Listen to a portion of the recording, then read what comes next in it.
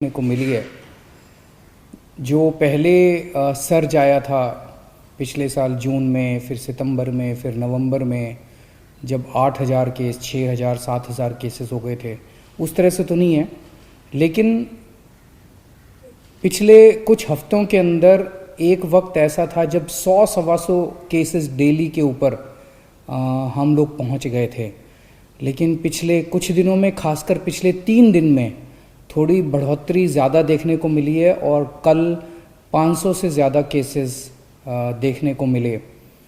तो उसको ध्यान में रखते हुए आज हम सब लोगों ने हमारे सरकार में इसके ऊपर चिंता की। सबसे पहले तो मैं ये कहना चाहता हूँ कि बढ़ोतरी है, लेकिन मामूली है, ज़्यादा घबराने की बात नहीं है।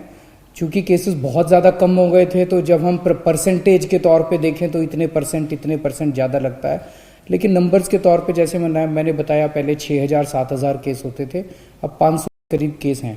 तो घबराने की बिल्कुल ज़रूरत नहीं है, नंबर 1। और नंबर 2, हम बहुत बारीकी से पूरी स्थिति पे नज़र रखे हुए हैं। जो भी करने की ज़रूरत है हम वो सारे कदम उठा रहे हैं।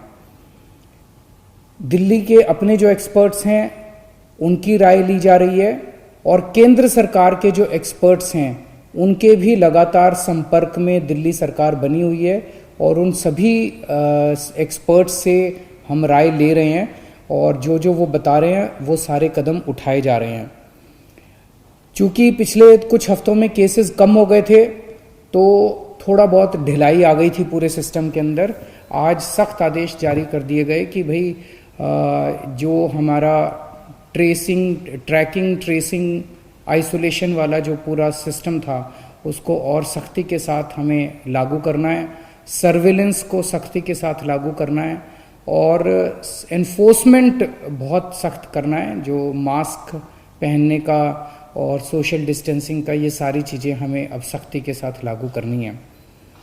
लेकिन जैसा हम जानते हैं कि जनवरी के महीने से देश भर में वैक्सीनेशन का कार्यक्रम शुरू हो गया। वैक्सीन लगाने के बाद काफ़ी हाई चांसेस होते हैं कि आदमी को दोबारा कोरोना नहीं होगा, और वैक्सीन एक तरह से कोरोना से बचने का सबसे इफ़ेक्टिव तरीका आज के डेट में है।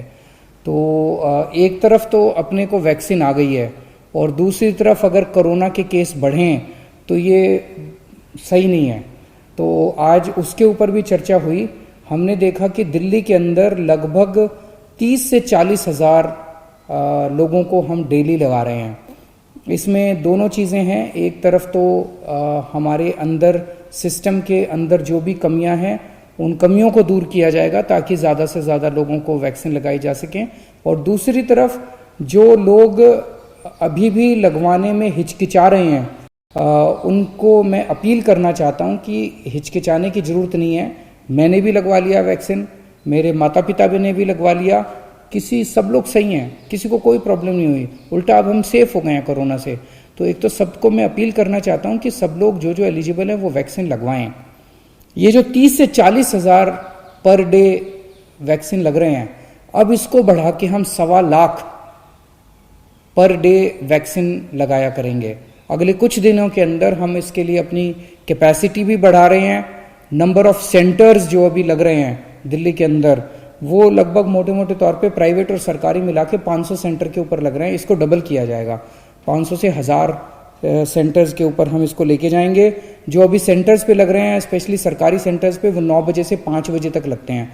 अब इसको 9 बजे से रात को 9 बजे तक टाइम बढ़ाया जा रहा है ताकि ज़्यादा लोगों को लगाया जा सके।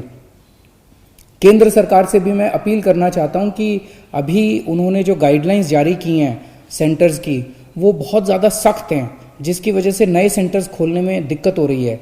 अब तो अपना 2 महीने का एक्सपीरियंस हो गया वैक्सीन लगाने का। इसके बेसिस पे हम केंद्र सरकार को चिट्ठी भी लिख रहे हैं कि अपने इन पैरामीटर्स को थोड़ा सा रिलैक्स कर दीजिए ताकि और ज़्यादा सेंटर्स में वैक्सीन लगाई जा सके। सारी हिदायतें बरतेंगे, सब कुछ बरतेंगे, किसी के ऊपर किसी तरह की आँच नहीं आने देंगे। लेकिन जो शुरुआत में वो जो प्रिकॉशंस लिए थे, अब अगर थोड़ा ढील कर दिया जाए तो उसमें नए सेंटर्स खोलने में हम लोगों को मदद मिलेगी। कुछ सेंटर्स ऐसे भी हैं जो कि 24 घंटे चल रहे हैं, 24 घंटे चल रहे हैं, और भी कई सेंटर्स को 24 घंटे चलने के लिए वो करेंगे।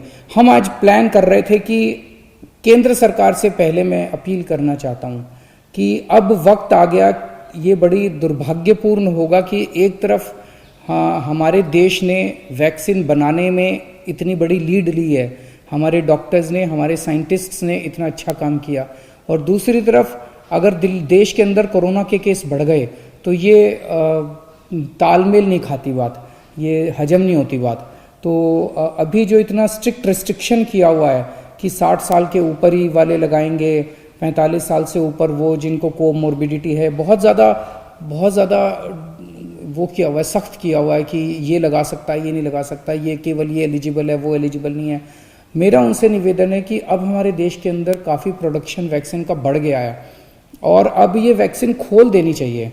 जो बताते हैं 18 साल से कम वालों को नहीं लगानी, उनको छोड़ के अब हमें एक ऐसी, अभी हम ये लिस्ट जारी कर रहे हैं कि कौन एलिजिबल है, कि 60 साल से ऊपर वाले एलिजिबल हैं, 45 साल से ऊपर वाले वो एलिजिबल है जो कोमोर्बिडिटी है। उसकी बजाय हमें एक ऐसी लिस्ट बनानी चाहिए कि कौन एलिजिबल नहीं है, कि 18 साल से कम आयु वाले एलिजिबल नहीं है और ये एलिजिबल नहीं है जिनके अंदर ये मेडिकल कंडीशन है। बाकी सबके लिए हमें खोल देनी चाहिए वैक्सीन, हमें अलाउ कर देना चाहिए, वॉक इन कर देना चाहिए, हर जगह केवल वॉक इन कर देना चाहिए। जैसे नॉर्मल वैक्सीन लगते हैं ऐसे ये भी वैक्सीन लगनी चालू हो जाएगी।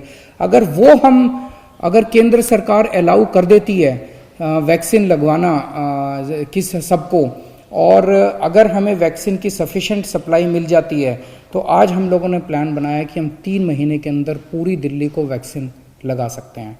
तो मेरी केंद्र सरकार से ये भी अपील है कि अब इसको डिसेंट्रलाइज करके ज़्यादा इसके ऊपर कंट्रोल ना रखा जाए और राज्य सरकारों को अपने तरीके से वॉर फुटिंग के ऊपर वैक्सीन लगाने की इजाज़त दी जाए।